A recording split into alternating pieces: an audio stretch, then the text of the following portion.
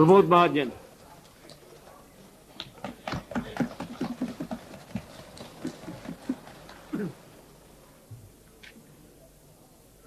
सभापति जी, प्रधानमंत्री श्री देवेगौड़ा द्वारा अपने मंत्री परिषद में जो विश्वास का प्रस्ताव रखा है उसे मैं विरोध करने के लिए खड़ा हूं। मैं प्रारंभ में जानबूझकर यह बताया कि मैं विरोध करने के लिए खड़ा हूं क्योंकि बहुत सारे भाषण यहां हुए हैं, उसमें विरोध हो रहा है या समर्थन हो रहा है या अभी भी तटस्थता है, निश्चित क्या करना है इसका पता नहीं चल रहा है। और इसलिए सबसे पहले मैं ये बताना चाहता हूं कि मैं इस प्रस्ताव का विरोध करने के लिए खड़ा हूं। अभी अभी रामविलास जी पासवान जी का भाषण हुआ, नहीं वो बाहर क्यों गए ये मैं नहीं पूछना चाहता, चैन पुलिंग के बाद तो बाहर जाना ही पड़ता है। उन्होंने शरद जी से अपेक्षा की कि वो चेन पुल कर ले। 6 महीने की सजा होती है।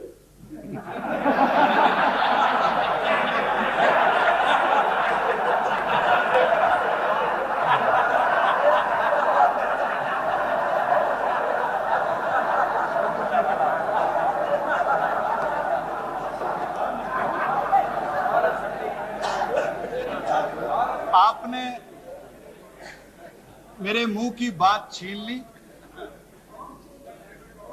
10 महीने के प्रधानमंत्री की सजा भुगतने के बाद और शरद जी 6 महीने की सजा भुगतने के मनस्थिति में होंगे ऐसा कम से कम लगता तो नहीं है, और इसलिए आप प्रार्थना भले करें। सभापति जी, इस सदन ने विश्वास के अनेक प्रस्ताव देखे, अविश्वास के भी प्रस्ताव देखे, गर्मा गर्मी की चर्चा देखी है, लेकिन शायद सदन के इतिहास में ऐसी चर्चा विश्वास अविश्वास के प्रस्ताव पर सदन ने देखी नहीं। क्योंकि जो विश्वास मांग रहा है उसे अपने पर ही विश्वास नहीं है, उसका अपनों पर ही विश्वास नहीं है। जब अपने पर विश्वास ना हो और अपनों पर भी विश्वास ना हो तो परायों के सहाय से वो अपने आप को विश्वास मत पारित कर लेगा। इस भ्रम में इस प्रकार की चर्चा चल रही है। प्रधानमंत्री जी ने विश्वास का प्रस्ताव रखा। हम निश्चित रूप से अपेक्षा करते थे, आदरणीय जसवंत सिंह जी ने अपने भाषण में कहा कि प्रधानमंत्री अपने भाषण में विस्तार से यह बताते कि विश्वास का प्रस्ताव रखने की नौबत उन पर क्यों आई। महामहिम राष्ट्रपति जी ने उन पर विश्वास का प्रस्ताव रखने के लिए क्यों कहा, लेकिन प्रधानमंत्री के पूरे आधे घंटे के भाषण में उन्होंने एक शब्द से यह नहीं कहा कि वो इस सदन का विश्वास क्यों मांग रहे हैं। और वो अपनी कश्मकश में तो यहां तक भूल गए कि भाषण समाप्त होने तक भी उन्होंने सदन से यह औपचारिक भी प्रार्थना नहीं की कि आप मुझे अपना विश्वास दो। मैं उन्हें दोष नहीं देता, मैं उन्हें दोष नहीं देता, क्योंकि प्रधानमंत्री जानते हैं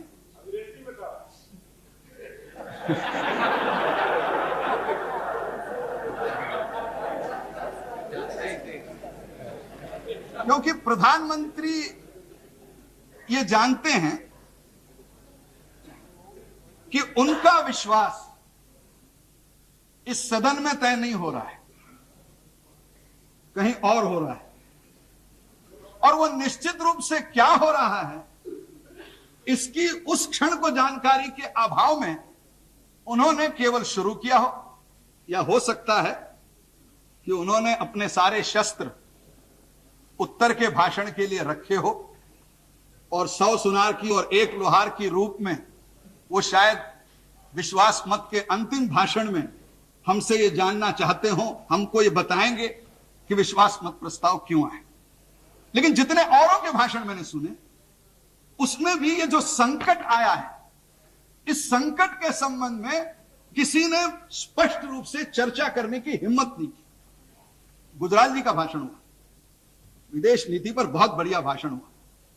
उनके विदेश नीति से हम सहमत हो ना हो, लेकिन उनका भाषण सुनते हुए मुझे लगा कि आज विश्वास के प्रस्ताव की चर्चा नहीं है, शायद एक्सटर्नल अफेयर्स मिनिस्ट्री के डिमांड्स की चर्चा हो रही है। और उस पर जिस प्रकार का भाषण हो, उन्होंने अपना भाषण दिया। जो वर्तमान संकट, उन्होंने अंतरराष्ट्रीय संकट की बात की, उन्होंने पाकिस्तान के साथ के संकट की बात की, नैम की बात की, बहुत महत्वपूर्ण बातें की।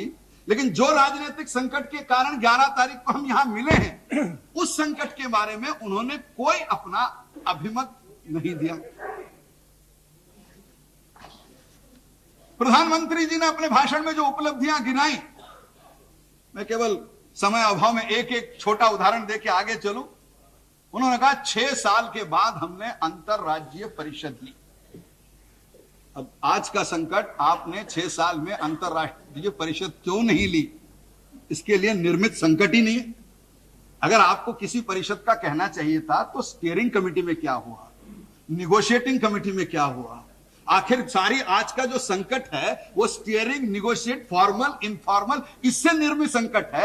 आप इंटरस्टेट काउंसिल में क्या हुआ और नेशनल डेवलपमेंट काउंसिल में क्या हुआ, इन दोनों की चर्चा करके 11 तारीख में आप हमारा समय क्यों बर्बाद कर रहे हैं? आप ये तो बताइए कि स्टीयरिंग में क्या हुआ।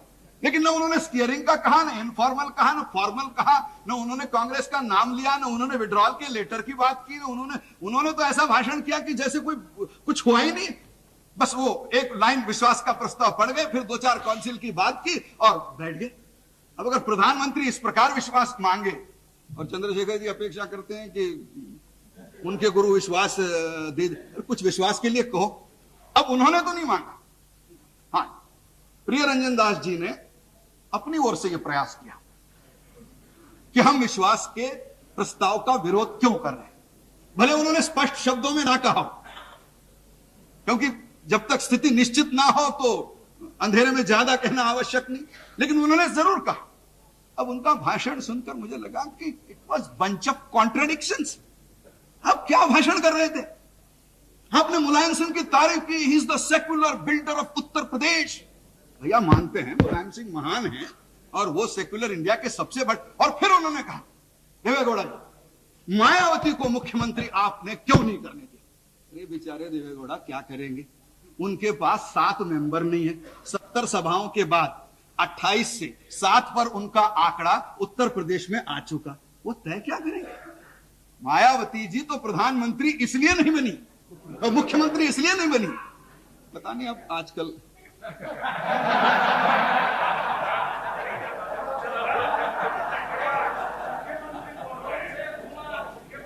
मायावती जी मुख्यमंत्री, और इसलिए झगड़ा देखकर आश्चर्य लगता है सभापति जी, मायावती मुख्यमंत्री तो बननी चाहिए थी आप सबके समर्थन से। कांग्रेस और बीएसपी दोनों मिलकर चुनाव लड़े थे। हम भी चुनाव में थोड़े घूमे थे और हमने केसरी जी के भाषण सुने कि अगर आप समर्थन नहीं करेंगे तो हम केंद्र सरकार का समर्थन हटा लेंगे। अब इसके बीच में कौन खड़े थे? सारी दुनिया जानती है कि मायावती जी और मुख्यमंत्री पद के बीच में अगर कोई खड़ा हो तो वो केवल खड़े थे मुलायम सिंह जी।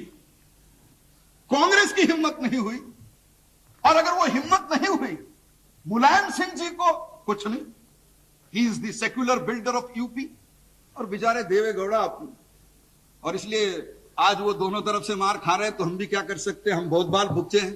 प्रियरंजन जी बोल रहे थे कि दोनों हमको मार रहे हैं। भैया हम तो बहुत वर्षों यहां बैठ के दोनों का मार खा चुके हैं, तो एक बार आप भी खाकर देखिए। अब जहां आपने ये कहा मुलायम सिंह की और हमने मायावती को मुख्यमंत्री बनाया, और क्यों बना?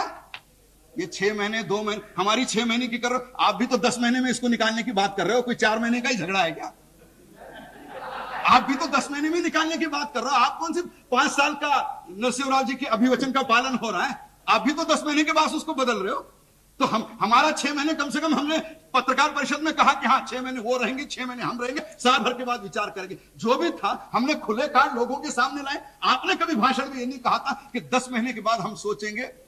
10 नहीं, 9 9 महीने के बाद हम सोचेंगे कि परिणाम क्या है और उसके अनुसार हम निर्णय। आपने कभी नहीं कहा था, हमने जो कहा जानबूझकर कहा था। और इसलिए मायावती को अगर मुख्यमंत्री बनाया हो तो हमने बनाया, उत्तर प्रदेश का अगर हमने रास्ता निकालने की कोशिश की हो तो हमने की, ये आप कर नहीं सके। और दोष, मैंने सुना फारूक जी की तारीफ हुई और उस समय फारूक जी बैठे भी थे, उनको भी अच्छा लगा होगा कि कश्मीर का चुनाव फारूक जी को जीतना चाहिए था। अब फिर मैंने धीरे से कश्मीर के हमारे मित्रों से पूछा कि क्या कांग्रेस कश्मीर में चुनाव नहीं लड़ी थी क्या? उन्होंने वहां भी फारूक को आउटसाइड सपोर्ट दिया था क्या, भाई तुम ही लड़ो और तुम ही जीत जाओ? तो पता चला कि ये फारूक से लड़े थे और जम्मू कश्मीर के इतिहास में पहली बार सबसे कम वोट पाए, सबसे कम सीटें पाए। अगर आप खुद फारूक से लड़े तो देवेगौड़ा फारूक को कहां से बचाएंगे? असल के कारण बताओ क्या है? आपने तीसरा मुद्दा रखा, वो पाकिस्तान के अध्यक्ष लेघारी ने क्या कहा। अरे बाप रे, हम अपने अध्यक्ष के बारे में कुछ नहीं कह सकते, मतलब आप कि उसने क्या कहा, मतलब आप अपने पार्टी के अध्यक्ष के बयान की रिस्पांसिबिलिटी नहीं ले सकते। बेचारा देवेगौड़ा लेघेरी की रिस्पांसिबिलिटी कहां से लेगा कि उसने कहां से भाषण किया, मुझे तो समझ में नहीं आता। लेघेरी ने क्या कहा, खलीज टाइम्स, हम भी दुखी हैं। पाकिस्तान के अध्यक्ष ने जो कहा वो निंदा के पात्र है। खलीज टाइम्स में जिस प्रकार आया उसका खंडन भी बाद में किया होगा, अगर वो सच है तो वो गलत है, लेकिन उसका किसी एक व्यक्ति से संबंध नहीं था।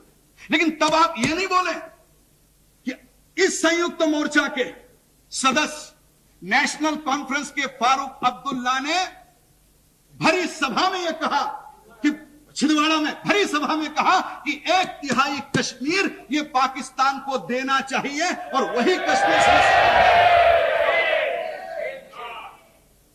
अब उस फारूक जी के घर पे बैठ के आप तय कर रहे हैं, और इसलिए आज सुबह किसी समाचार पत्र ने लिखा है कि इनके निगोशिएशन सफल क्यों नहीं हुए। उन्होंने कहा इन्होंने जगह गलत ढूंढी। पहले फारूक अब्दुल्ला के यहां बैठे, अब वहां कोई भी आदमी लाइन ऑफ एक्चुअल कंट्रोल के बाहर तो जा ही नहीं सकता, तो जो लाइन ऑफ एक्चुअल कंट्रोल है उसके बीच में था। और फिर दूसरी बार बैठे शरद जी के यहां, अब वहां कोई फेंस सिटिंग का मामला है, कभी पॉजिटिव डिसीजन होता ही नहीं, तो वहां से डिसीजन कहां से आया?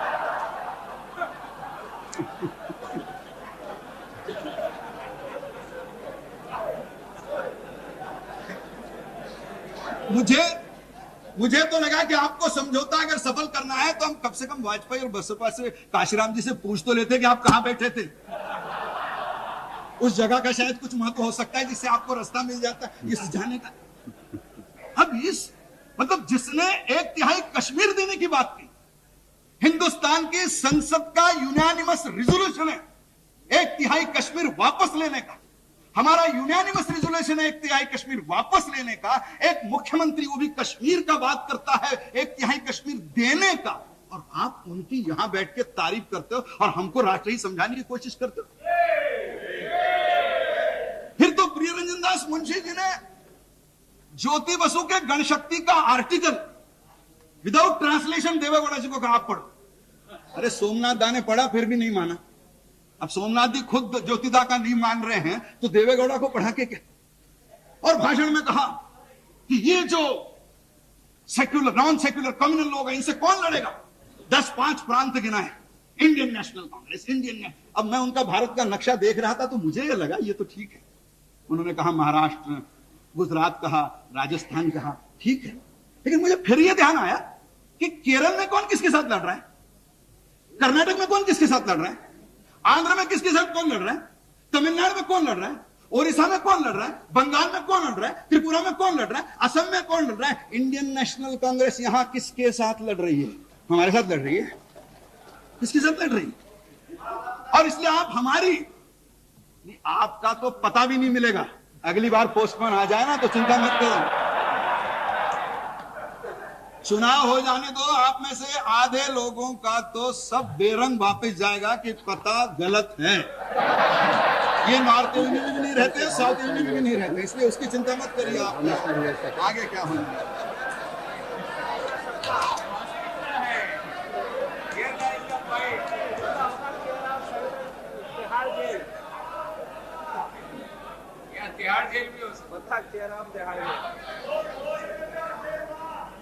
सभापति जी, मैं उस पत्र का अध्यक्ष जी क्षमा चाहता हूं, मुझे इनकी आपसी राजनीति में कोई रुचि नहीं है, क्योंकि संसद में आया इसलिए बातचीत करने की आवश्यकता है। अन्यथा यह सत्ता दल है, यह समर्थित दल है। इनकी सत्ता इनके समर्थन पे, इन पे समर्थन हटा लिया, इनका आपस का मामला है। यह आपस का झगड़ा पंचायत में लेके आए, और पंचायत में लेके आए इसलिए बात करने की आवश्यकता पड़ रही है। नहीं तो हमें कोई आपकी झगड़े में रुचि नहीं। आप समर्थन दो ना दो, आपने जो तय करना है करिए, लेकिन जिस प्रकार की राजनीति आप कर रहे हो, यह पत्र क्या है? अगर सब मंत्री अच्छे हैं तो आपका पत्र क्या है? पत्र में आपने संयुक्त मोर्चे के कौन से मंत्री को बख्शा है? संयुक्त मोर्चे की किस बात के लिए आपने कहा है कि अच्छा है?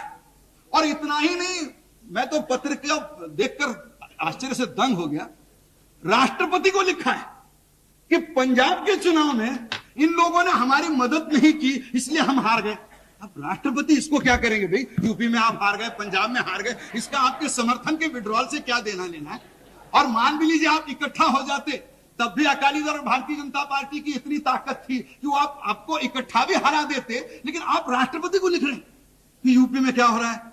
They are not helping us politically, all by elections we are losing, they are not helping. अब राष्ट्रपति क्या करेंगे? बाई इलेक्शन आप लूज कर रहे हैं, क्या ड्राफ्टिंग है? आप उसका ड्राफ्ट देखिए। शरद जी देख रहे हैं शायद, जरूर देखें, मैं पढ़ के बात कर रहा हूं।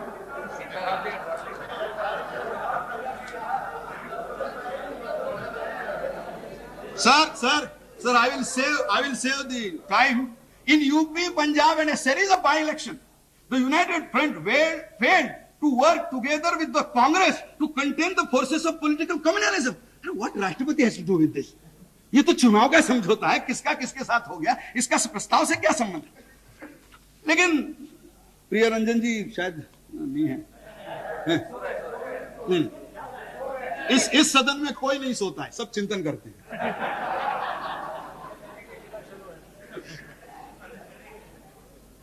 अध्यक्ष जी, उन्होंने दुख बताया कि दोनों तरफ से मार पड़ रही, इसलिए मुझे लगा कि जसवंत जी की भी मार है और मैं भी मार है, ठीक नहीं। मुझे कभी कभी उनकी हालत समझ में आती है। इनकी सत्ता इनके आधार पे है, पूरा समर्थन इनका ही नहीं तो ये तो आते ही नहीं, शपथ ही नहीं होती, 1 महीने में चले जाते। अब इन्होंने सत्ता दी, और सत्ता देने पर इन्होंने उत्तर क्या दिया? एक बड़े नेता ने कहा समर्थन वापस लिया तो जूते पड़ेंगे। अब मुझे मालूम नहीं, ये संसदीय शब्द नहीं है, अच्छा शब्द नहीं है, लेकिन अब बड़े नेता कह चुके, हम क्या करें? किसी ने यह कहा कर्नाटक की विधानसभा में, हिम्मत है तो समर्थन वापस लेकर दिखाओ। और एक बड़े नेता ने तो कहा you have a choice, United front और तिहाड़ जो है, चॉइस इज योर्स। ये कौन सा समर्थन मांगने का ढंग है जी? मतलब मैं नाराजगी समझ सकता हूं आप लोगों की, ऐसे कैसे आखिर समर्थन दिया हमने, वीपी सिंह को समर्थन दिया तो थोड़ा बहुत नाराजगी हम भी समझ सकते हैं आपकी नाराजगी। कोई कहे कि यूनाइटेड फ्रंट और तिहाड़, अब यहां खड़े होकर कह रहे हम अपील करते हैं, हम प्रार्थना करते हैं, हम अपील करते हैं, प्रार्थना करते हैं। ये पहले क्यों कहा? अब असली झगड़ा सांप्रदायिकता का नहीं है। अगर भारतीय जनता पार्टी 10 महीने पहले सांप्रदायिक थी तो आज भी उतनी होगी, हम तो उतने ही हैं। फिर सांप्रदायिकता के नाम पर आप दोनों इकट्ठा आ रहे हैं, आज बिखरने की बात क्यों हो रही है? ऐसी कौन सी बड़ी बातें आई जो हमारे सो कॉल्ड कम्युनलिज्म से बड़ी हुई? लेकिन अध्यक्ष जी, एक बात संयुक्त मोर्चा को भी समझना चाहिए। अरे जिनके समर्थन पे राज कर रहे हो उनके साथ कुछ तो अच्छा बर्ताव करो। झारखंड मुक्ति मोर्चा के केस में अचानक एक नया नाम जुड़ गया। अरे पहले नहीं था, वो महतो ने कभी उस नाम को नहीं लिया, अब जुड़ गया। अब परेशानी होगी साहब, किसी वरिष्ठ नेता पर इस प्रकार का आरोप होता है तो परेशानी होगी। अध्यक्ष जी, अब पार्टी को किसी ने 2 करोड़ का चंदा दिया, अच्छा सूटकेस में नहीं, चेक से दिया। अब चेक से चंदा देना नहीं चाहिए था, उनकी कंपनी डूब रही थी, डूबने वाले कंपनी को इतना चंदा देने का अधिकार नहीं है, ये लीगल है। लेकिन चंदा दिया तो उसके घर पर रेड कर दिया। आगे कैसा होगा चुनाव में? अगर हम सरकार को समर्थन दे रहे हैं और चंदा देने वाले पर रेड कर रहे हैं, दुख होना स्वाभाविक है। पार्टी को किसी ने 3 करोड़ रुपया विदेश से दिए, ड्राफ्ट से दिए, no suitcase, no hanky panky business, nothing under the table. Draft बना के सिंगापुर से भेजे। अब बैंकिंग सिस्टम यह है कि ड्राफ्ट पे भेजने वाले का नाम नहीं होता। अब चिदम्बरम जी पूछ रहे किसने 3 करोड़ दिए, नाम बताओ। अरे भाई, अपनी पार्टी है, समर्थन दे चुकी है, पूछने का अधिकार ही आपको इस पर मिला है कि उस पर नहीं होना चाहिए। अब अध्यक्ष जी सब पार्टी को हिसाब मांगा। अब ये ठीक है कि बहुत सालों से कुछ पार्टियों ने हिसाब नहीं रखा हो। कांग्रेस पार्टी वक्त पर हिसाब दे नहीं सकी। अब होता है भाई, समर्थन देने वाली पार्टी है, 2-4 दिन आगे पीछे पेशी कर देते। 20 करोड़ का जुर्माना। 10 महीने में समर्थन दिया और 10 महीने में समर्थन दिया और 24 करोड़ का इनकम टैक्स लगा दिया। 10 महीने में इनकम कुछ नहीं, टैक्स 24 करोड़।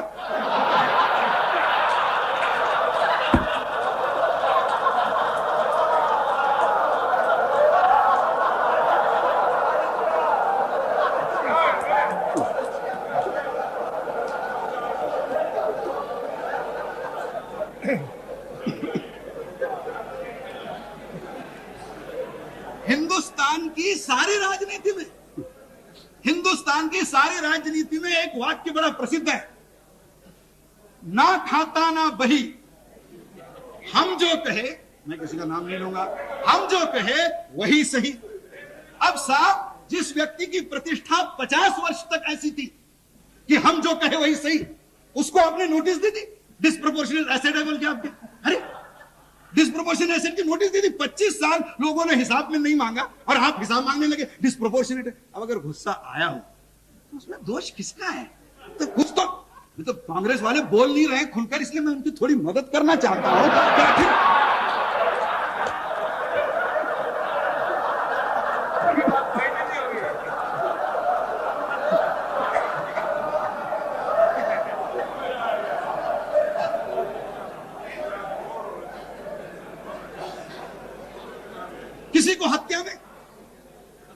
किसी को फंसा दो, किसी को डकैती में फंसा दो, किसी को भ्रष्टाचार में फंसा दो। बेचारे वो आडवाणी थोड़े ही है जो सुप्रीम कोर्ट में चले जाए। हिम्मत हो तो नेता की ऐसी, इनकी नहीं है। हिम्मत हो तो ऐसी। आडवाणी जी पर आरोप हुआ, उन्होंने कहा लोकसभा का त्याग पत्र देता हूं और उस दिन तक मैं लोकसभा में नहीं आऊंगा जिस दिन तक कोर्ट से नहीं पाऊंगा। और आज हिंदुस्तान के इतिहास में उन्होंने अपनी पवित्रता सिद्ध करके वो कोर्ट से बरी होके फिर लोकसभा में प्रवेश किया। अब आप इनसे अपेक्षा करते हो कि भारतीय जनता पार्टी जैसा व्यवहार करें? नहीं कर सकते हो। अब वो नहीं कर सकते तो वो जैसा व्यवहार करते हैं उसी प्रकार आप उनसे व्यवहार करिए। आप उनको कोर्ट में रहता law will take it own course, ऐसे कैसे चलेगा? आप रेस कोर्स में बैठे उनको ओन कोर्स में भेज रहे हैं, ऐसे कैसे चलेगा?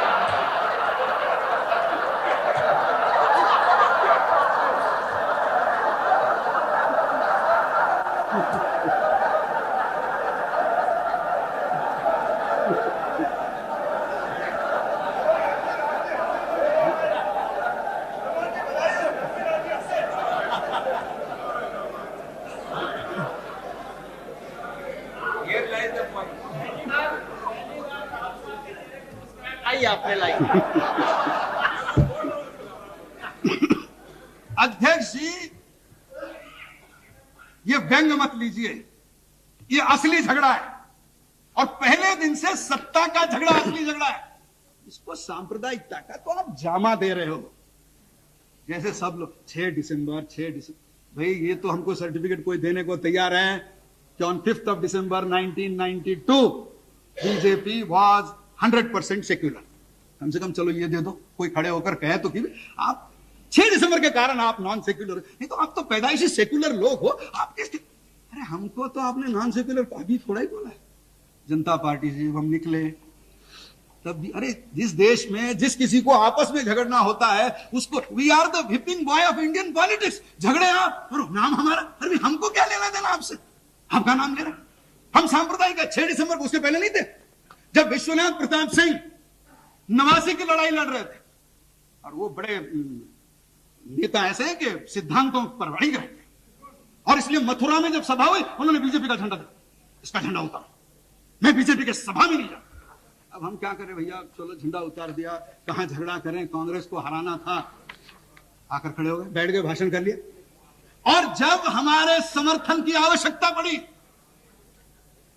एनेक्सी में भारतीय जनता पार्टी की राष्ट्रीय कार्यकारिणी में सब लोग आ गए। वो छोड़ दो, सेक्युलर कोई फर्क नहीं पड़ता, सपोर्ट दो। इस देश में सपोर्ट किसी का भी चलता है। सोमनाथ का भाषण नहीं सुना? कांग्रेस को सपोर्ट नहीं कर सकते, उनका ले सकते।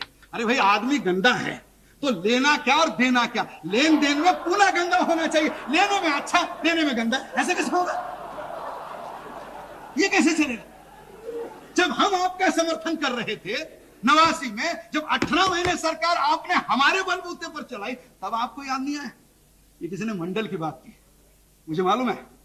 उस समय मैं राज्यसभा का सदस्य था। 7 अगस्त 1990 को मंडल के बारे में प्रधानमंत्री ने आके राज्यसभा में बयान दिया। लोकसभा में चर्चा नहीं होती, राज्यसभा में चर्चा होती। क्यों आया मंडल? क्या लोग भूल गए कि 9 अगस्त को देवीलाल की यहां रैली थी? देवीलाल ने चुनौती दी थी और उस रैली से बचने के लिए आपने मंडल आयोग का साथ का रास्ता ढूंढा था, कोई सामाजिक न्याय से। उस दिन सौभाग्य से राज्यसभा में बोलने वाला मैं पहला वक्ता था और उस दिन भारतीय जनता पार्टी की ओर से हमने मंडल आयोग का समर्थन किया था, स्वागत किया था और आज भी हम करते हैं। और सबसे ज्यादा मुख्यमंत्री पिछड़े वर्गों के हम देते हैं। सबसे ज्यादा पिछड़े वर्ग के एमएलए हमारे आते हैं, एमपीज हमारे आते हैं, शेड्यूल कास्ट के, ट्राइब के, पिछड़े वर्ग हम देते हैं। और इसलिए ये मैं बीच में नहीं, बहुत हो गया। मंडल आयोग की बात करता हूं और इसलिए हमने समर्थन हटाया क्योंकि राम मंदिर पर लड़ाई शुरू हुई, अडवाणी जी को पकड़ा गया, अडवाणी जी को पकड़ा गया। और हम उन पार्टियों में से नहीं है, संकट आते हैं तो अपने प्रधानमंत्री को डुबो देने में 2 मिनट नहीं सोचते हैं। और कुछ तो लोग संकट आते हैं तो अपने अध्यक्ष को भी डुबोने में ज्यादा देर सोचते नहीं है। हम उन पार्टियों में से नहीं हैं। हमारे पार्टी के अध्यक्ष को जो पकड़ा गया उसके विरोध में हमने राम मंदिर के लिए अपना सपोर्ट विड्रॉ किया था और उसमें हमें कोई शर्म नहीं, हम गर्व से कहते हैं। और कम से कम चंद्रशेखर जी मानेंगे, राम मंदिर और 2 कांस्टेबल, इसमें कौन सा रीजनिंग ज्यादा साउंड होता है? कम से कम इतनी तो कोशिश करो। पहली बार इंदिरा जी ने चरण सिंह को लाया, 1 दिन नहीं सरकार चली, तो फर्स्ट आउटसाइड सपोर्ट। फिर हमने लाया, 17 महीने चली। फिर राजीव जी ने चंद्रशेखर जी को लाया, 4 महीने चली। मैंने एक बार गिना 17 और 4 21, तो 3 सरकारें हमने देखी, औसत आयु होगी 7 महीने। मैं देवेगौड़ा को बधाई देता हूं, वो 9 महीने सरकार चला पाए आउटसाइड सपोर्ट से, आज तक कोई नहीं चला पाया, एवरेज 7 महीने के आगे। और 3 बार कांग्रेस ने विड्रॉ किया। किस कारण से किया? न चौधरी के संबंध में कारण था, न चंद्रशेखर जी के बारे में कारण था और न आज भी कोई कारण दिखाई देता है सिवा स्वार्थ की। और इसलिए भारतीय जनता पार्टी के सपोर्ट विड्रॉल की इससे कंपेयर हो नहीं सकता। वह सैद्धांतिक विड्रॉल था और अगर हम चाहते तो जरूर करते। और फिर दुख इस बात का है कि हमने उस आउटसाइड सपोर्ट से ज्यादा सीख लिया, तो हम जरा अभी संभल कर चल रहे हैं, किसको करना किसको नहीं करना। अब उस आउटसाइड सपोर्ट से कांग्रेस नहीं सीखी क्योंकि वो सीखना नहीं चाहते। चंद्रशेखर जी इतने बड़े हैं कि मैं क्या बोलूं, चंद्रशेखर जी यहां भी सीखना नहीं चाहते। देवेगौड़ा अपने इतने मित्र हैं, आप अपने अनुभव को बता देते तो कम से कम वो शपथ नहीं लेते। लेकिन दुर्भाग्य से हो। और इसलिए ये सांप्रदायिकता की लड़ाई नहीं है। सांप्रदायिकता की बात करनी है, होम मिनिस्ट्री के कागज मेरे हाथ में। 1996 में हिंदुस्तान में किन प्रांतों में कितने दंगे हुए उसका हिसाब है, और केवल मैं गृह मंत्री जी का है। महाराष्ट्र, जहां मोस्ट कम्युनल गवर्नमेंट चल रही है, शिवसेना और बीजेपी, वहां दंगे हुए 7। और बिहार, मोस्ट सेक्युलर गवर्नमेंट चल रही है, दंगे हुए 24।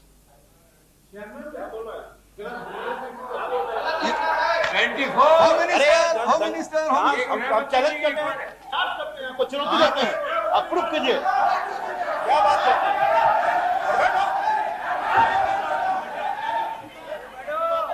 ये भारत के गृह मंत्री की रिपोर्ट है।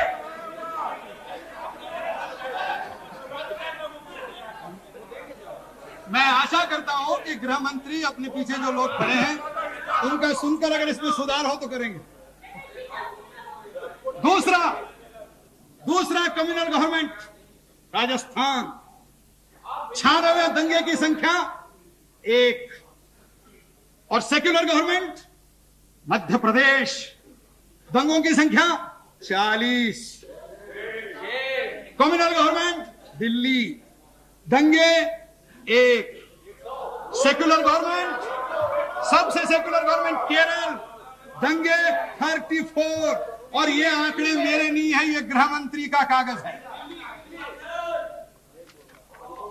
और इसलिए ये विषय सांप्रदायिक और असांप्रदायिकता इसका नहीं है। हम माने न माने, इस संयुक्त मोर्चा की सरकार या प्रधानमंत्री, उनके लिए आंसू बहाने की कोई आवश्यकता नहीं है। क्योंकि इस सरकार का अगर ऐसा हो तो हमको हमेशा राज में रखो, दंगे हो गए नहीं देश में। मैं आपको एक तरकीब बता रहा हूं दंगे न होने की, ये बहुत बार सुन चुका हूं मैं। इस सरकार का जन्म ही विचित्र हुआ। अध्यक्ष जी, कल रात मैंने दूरदर्शन पे पढ़ा, समाचार पत्रों में पढ़ा कि 13 पार्टी अपने अपने सदस्यों को व्हिप देने वाले हैं। अभी सरकार का गठन देखिए, दिया नहीं दिया मैं नहीं जानता, वो अपना उनका मामला है, देना दे, मर्जी उनकी है।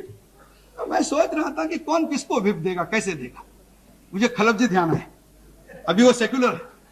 हाँ, रमाकांत जी खलप कानून मंत्री, अभी वो सेक्युलर है। एक साल भर पहले महाराष्ट्र गोमांतकवादी पार्टी और बीजेपी और शिवसेना का एक समझौता था। हमने चुनाव लड़ा था, इनको मुख्यमंत्री करने का हमारा प्रयास था, लेकिन हो नहीं पाया, वो चुनाव हार गए। अब वो सेक्युलर हो गए, हम कम्युनल हो गए, तो चलते रहता है उसमें। ये तो हमारे साथ कोई बहुत नहीं बात है।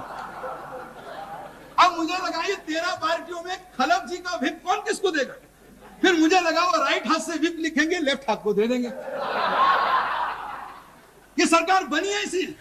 मुझे लगा कि शीशराम जी सतपाल जी को व्हिप देंगे या सतपाल जी शीशराम जी को व्हिप देंगे, क्योंकि देने वाले तो कांग्रेस में चले गए, ये इधर बैठ गए। अब नारायण दत्त तो इधर है नहीं, देंगे किसके। ये सरकार, मैं केवल एक छोटा उदाहरण देना चाहूं, खलप जी सामने है। हम अभी इन दिनों में चीन में एक संसदीय यात्रा थी, आपके आशीर्वाद से खलप जी के नेतृत्व हम गए। आजकल अध्यक्ष जी चीन में जनतंत्र जानने की बड़ी उत्सुकता बढ़ी है, और इसलिए बहुत दिन बदले हैं।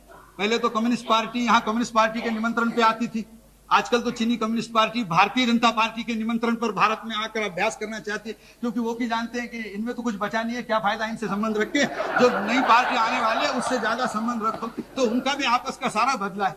अब मैं जब चीन में गया, रमाकांत जी भी थे, चिंतामन पानी रहे थे, बहुत यहाँ के मित्र थे, कुछ राज्यसभा के थे। जब हम वहां गए तो कुछ वहां के लोगों ने पूछा, भाई आपकी डेमोक्रेसी कैसी चलती है, क्योंकि उन लोगों का तो संसद अलग, इलेक्शन अलग। तो रमाकांत जी थे और बड़े नेता हैं, लेकिन पुरानी मित्रता है, तो उन्होंने मुझे कहा कि सर बताइए भाई कैसी चलती है, चर्चा करो इनसे। तो एक एमपी ने मुझे पूछा कि हाउ इज योर डेमोक्रेसी। तो मैंने कहा मैं डेमोक्रेसी बताता हूँ, मेरा उदाहरण, मैंने कहा सिर्फ मैं परिचय करवाता हूँ, डेमोक्रेसी समझ लो। मैंने कहा I am Pramod Mahajan, I am member of Lok Sabha, I belong to the single largest party and I am in opposition. चीनी आदमी मेरे को देखते हैं, you are single largest party. मैंने कहा we are the single largest party in the house, we are in the opposition. अच्छा, फिर हमने चिंतामन पानी ग्रही की ओर हाथ कर दिया। मैंने कहा ये है, वो सामने है, हाँ सॉरी श्रीवल्लभ पानी, माफ करना, वो सिंह का सिंह करते तो थोड़ा हो जाता है। अब उनके ओर हाथ करके कहा he belongs to the second largest party, he is outside the government supporting the government. फिर एमए बेबी थे, मैंने उनको उठा दिया। मैंने कहा he is the third largest party, he is inside the front but outside the government। और फिर मैंने कहा he is Mr. Ramakant Khalap, he is the only member of his party and he is the government।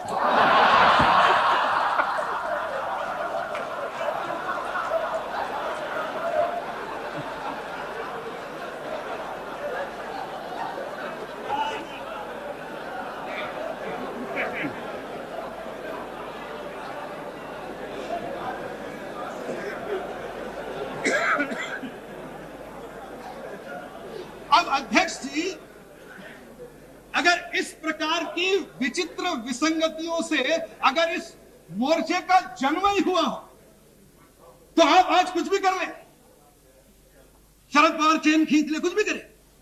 अब हमको किसी ने कहा कि अब रामविलास जी छोड़ दी इसमें, शरद पवार चेन खींच लें, आप कुछ करें, हो सकता है कि आप देवेगौड़ा को बदल दें, क्योंकि वो तो 42 पार्टी के नेता है, उससे छोटी पार्टी निकालिए, उसका प्रधानमंत्री करिए। धीरे धीरे तो जिसकी कोई पार्टी न हो उसका प्रधानमंत्री बनने के चांसेस इस लोकसभा में बढ़ते जाएंगे। मुझे तो कभी लगता है कि इस लोकसभा में पीछे आदमी कितने हैं इससे प्रधानमंत्री नहीं बनता। जितने कम हो, न्यूट्रल आदमी है, गड़बड़ नहीं करेगा। अब एक अनुभव देखने के बाद भी कांग्रेस दूसरा देखना चाहती है तो उसे मुझे कुछ कहना नहीं है, लेकिन वो करना चाहती है। अब इससे रास्ता नहीं निकलेगा।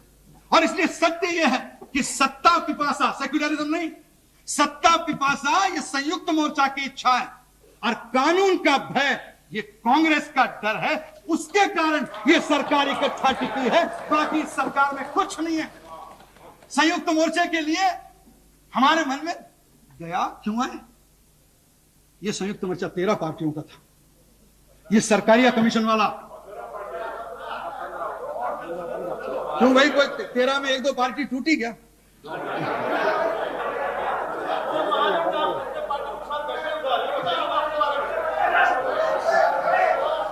यह है धारा 356 का दुरुपयोग न करने वाली।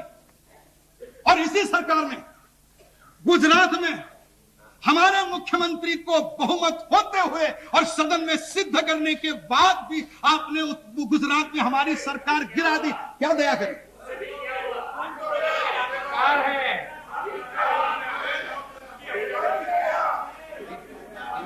उत्तर प्रदेश में सबसे बड़ी पार्टी हम थे। ये आपका तो मेंबर नहीं, आप मेरी मेजॉरिटी पूछ रहे हैं। आप और प्रांतों में जाके आपका मेंबर तो ढूंढिए, मेजॉरिटी की बात कर रहे हैं।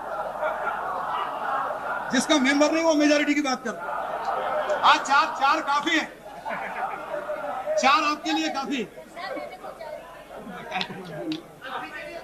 और इसलिए इनकी राजनीतिक हलचल हमेशा भारतीय जनता पार्टी के विरोध में रही। जैसे चंद्रशेखर जी कह रहे हैं अटल जी को गुरुदेव बचाइए, फिर आप कह रहे हैं उधर देखिए गाली दिए बचाइए, गाली दिए। ये आप काम कर सकते हैं भैया, हमारे से तो हो नहीं सकता। ऐसे कैसे काम होगा? लोग आलोचना करें और कहे समर्थन करें, दिन रात गाली खाए। अब इसमें बजट का क्या होगा? संकट, आर्थिक सब ठीक है, वो इनको सोचना चाहिए। मैं क्यों सोचूं? हम तो विपक्ष में हैं, हम कोई बजट के समर्थक नहीं है।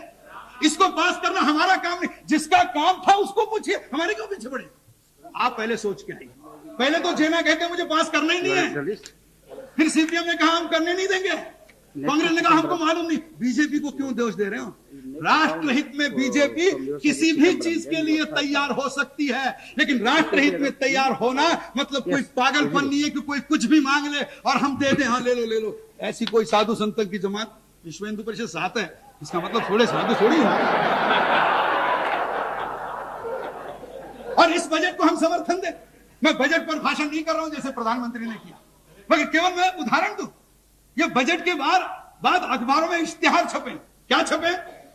कार सस्ती, टीवी सस्ता, एसी सस्ता, सेल्युलर फोन सस्ता, चिदंबरम जी की कृपा, सब सस्ता ही सस्ता। इसको सपोर्ट करें। ये किसान है, इनको क्रॉप इंश्योरेंस की चिंता नहीं है, ओपन इंश्योरेंस की चिंता है। तो क्रॉप इंश्योरेंस की चिंता करें तो समझ सकते हैं, इनको क्यों समझ? इसलिए इसमें हमें नहीं लगता है कि इनको समर्थन देने की कोई आवश्यकता है। और इसलिए वामपंथी दलों के बारे में इतने ज्येष्ठ नेता है, मैं तो आप आने के पहले कह चुका हूं, मुझे इस हिपोक्रेसी के बारे में कुछ नहीं कहना। ये वर्षों से चलती आई है कि कांग्रेस का समर्थन चाहिए, उनको समर्थन नहीं चाहिए।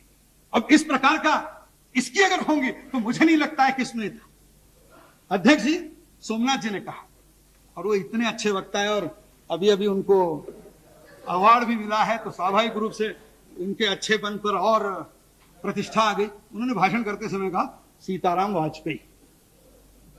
उन्होंने गलती से नहीं कहा, वो इतने बुरे तो वक्ता नहीं है कि वो सीताराम केसरी का केसरी नाम भूल जाए और वाजपेयी के पीछे अटल जी का। मैं इतना तो उनको दोष नहीं दे सकता, बहुत अच्छे वक्ता है, सुलझे हुए वक्ता है, एब्सेंट माइंडेड नहीं है, वकील है, प्रोफेसर थोड़ी है, ये पढ़ाते हैं लॉ कॉलेज में, तो वो नहीं है। उन्होंने कहा और सीताराम जी क्या कहते हैं? देवेगौड़ा वाजपेयी। ये कहते हैं केसरी को तुम सीताराम वाजपेयी, और सीताराम केसरी देवेगौड़ा को कहते हैं तुम देवेगौड़ा वाजपेयी। कॉमन क्या है? वाजपेयी। इसलिए कहते हैं कि वो ये बताना चाहते हैं कि वाजपेयी कोई खलनायक है। वाजपेयी खलनायक नहीं है, वाजपेयी इस हिंदुस्तान का महानायक है। जनता इसे मानती है। आप जी चाहे कोशिश कर लो, आप आखिर इकट्ठा आते क्यों है?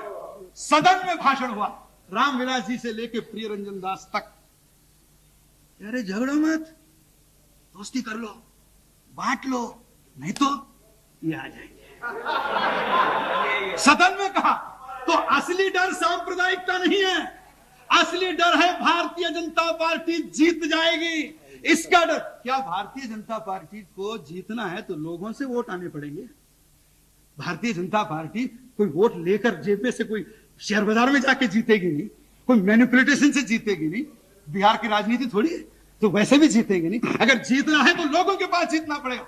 और अगर हिंदुस्तान के लोग आज वाजपेयी की सरकार चाहते हैं तो आप कितनी भी एडजस्टमेंट करने की कोशिश करो, आप कुछ दिन शायद बचा भी लो, आप घोड़ा बदल भी दो, किसी और लंगड़े घोड़े को लेके आओ, उससे बहुत सरकार चलने वाली नहीं है। हम चिंतित नहीं है और इसलिए हमको लगता है कि आज के संकट का दोष आपका है और इस संकट, हमारा भय आपको है, क्योंकि आप जानते हैं कि आपने 10 महीने में ऐसे खेल दिखाए हैं, आने वाले 4-6 महीने में अगर कुछ गड़बड़ करो तो और ऐसे खेल दिखाओगे कि हिंदुस्तान की जनता समझ जाएगी कि अगर हिंदुस्तान को कोई स्थिर सरकार देता है तो अटल जी के नेतृत्व में हम और हमारे दोस्त मिलकर आपको स्थिर सरकार दे सकते हैं। स्थायित्व का दावा अब हम करेंगे और इसलिए आज का संकट है, चाहे इसे निपट लो, आज ना कल, कल ना परसों आपको जनता के पास जाना होगा।